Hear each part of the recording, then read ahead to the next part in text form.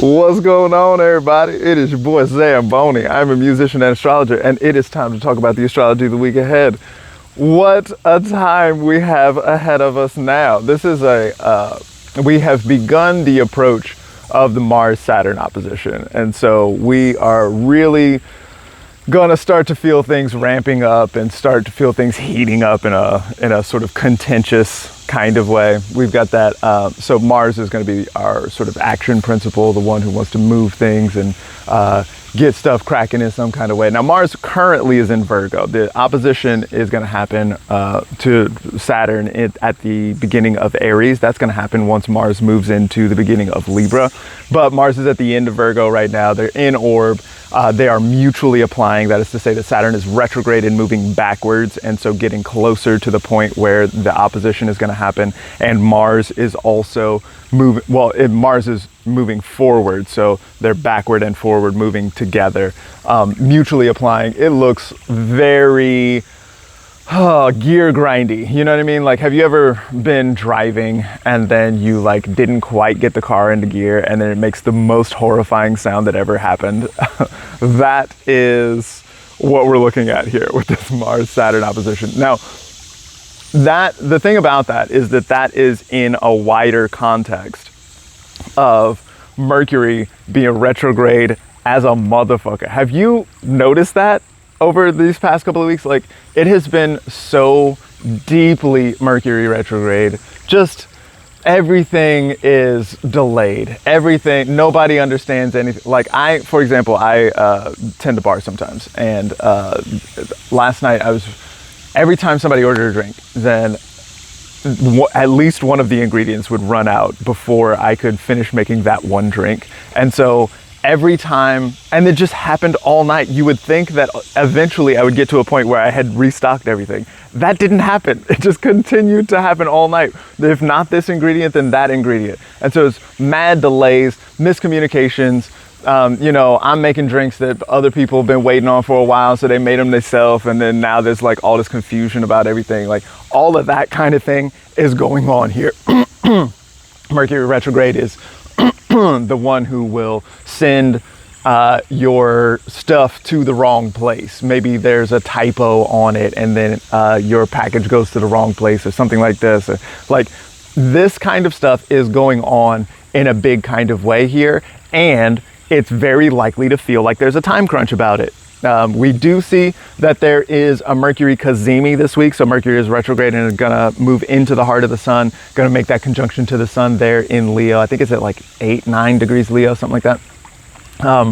So, this adds a lot of power to the Mercury retrograde situation because it's right there with not only the king, who is the sun always, but the sun in Leo is especially kingly, right? This is especially sovereign, very good for sort of like making some kind of commandment, and then the people have to deal with that shit, right?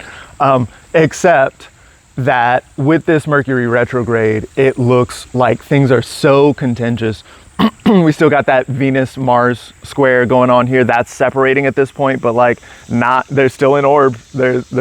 We're still gonna feel that Venus in Gemini, the relational principle, very good at chatting or this kind of thing, or maybe square to Mars. Maybe this is kind of gossipy. Maybe this is shit talking in some kind of way. And then Mars in Virgo. Mars is, the one who is ready to be aggressive or cut things in some kind of way. Virgo is very good at cutting things. Virgo is very good at noticing where the flaw is and being like, stop that shit immediately. Maybe we need to chop that off.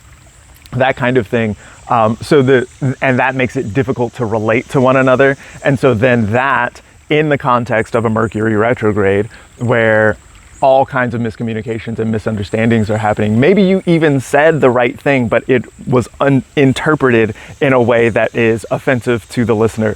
All of that sort of stuff can be real difficult and make it difficult to relate here. Now, I'm going to talk about some medicine in a second, but before I get to that, if you want to get to a reading with me, then you can go to zambonifunk.com. I do a lot of readings. I've done over 10,000 of them. I really like doing readings for people, and for the most part, people really enjoy the time that we have together. There's a few different options. You can do it to where we chat together over Zoom. That is going to be a 60 or 30-minute option is available. You can also do a 10-minute reading where it's basically this format. 10-minute transit touch point is what that's called. All of that's available at zambonifunk.com. I also do card readings and stuff like that. I'm probably going to start doing card readings by donation on IG Live. Still don't know exactly what the scheduling is going to be like. It's Mercury retrograde, what you want? But I'm going to try to do that. I've done that a couple of times, and we continue to have fun doing that. So keep an eye out for that. Let's get back to it. So Mercury is retrograde than a motherfucker. And Venus in Gemini and Mars in Virgo are beefing. And Mars in Virgo, but moving into Libra next week. That move into Libra is going to happen next week, not this week. Next week, Mars is going to move into Libra and then make that opposition to Saturn, but we're building up to that. Saturn in Aries is like a little bit tyrannical sometimes. It's the manager who has a short temper, and Mars is like not feeling that shit. And so they're beefing with each other, and so it looks super contentious. It looks like there's so much pressure. So the thing that I feel like is most important here is that we've got to make sure to remember that Mercury is retrograde for everybody. And so in the first place, whenever you're in a spot where you're like, why does this always happen to me? Like, this is happening to everybody. This is not just you. And so like perspective is going to matter a lot here. Think about, like, is it really that much of a time crunch, or how much does it matter? How much does your hurry matter in this moment? I'm in the bar making drinks or whatever. Like, how much does it matter if somebody's drink is 3 minutes later than it would have been otherwise? You know what I mean? Like, that's not what you want in a service environment, in a hospitality environment. You want things to be snappy and efficient and all that, and you want to service with a smile and all that. But if it don't happen, like, the drink's coming out, chill, slow your roll, bro. All that kind of stuff, like, that looks like, and I know that there's things that are going to be hella annoying, and especially, you know, one of the things I was headed out to the North Star camp out last week, and there was some weird delays on the plane and stuff like that, and the person next to me was calling somebody, being like, I told them I didn't want to fly, but now look, now we all delayed and I'm getting ready to miss my connection and all that. And she's going off to the person on the other line about how she had been said not to put me on this flight, but here I am on this flight and everything getting ready to be whack after this, right? So I totally understand how you can be in that position. Still though, we got to roll with these punches. It's going to be what it's going to be.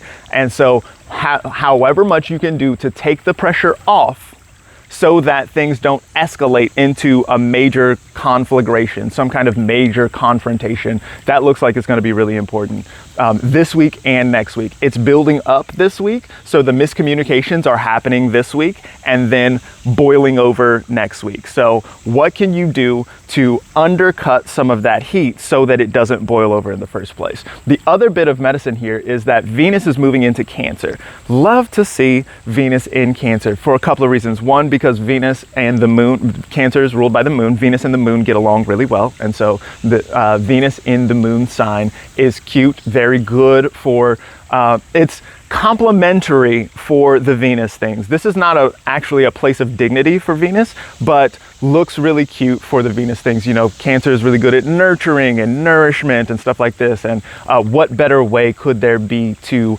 build and foster relationships other than breaking bread together, especially in a home space, comfortable environment? This is very good for the Venus things, especially since Jupiter is also there in Cancer. Jupiter is the greater benefic. Jupiter is the one who brings joy, luck, abundance, prosperity, provides the space for us to gather and get together. All of this kind of stuff looks really cute for Jupiter, who does a great job doing those things in Cancer. So the two of them together there in Cancer looks like the home place, especially where nourishment happens, is where the good stuff is. So especially if there's mayhem happening out in the streets and in your job situation and in the communications with all the people and on the internet, oh my God, the internet's about to be so annoying for the next couple of weeks.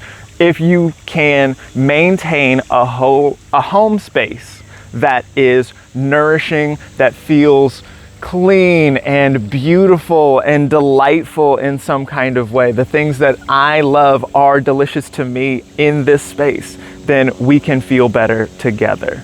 Check out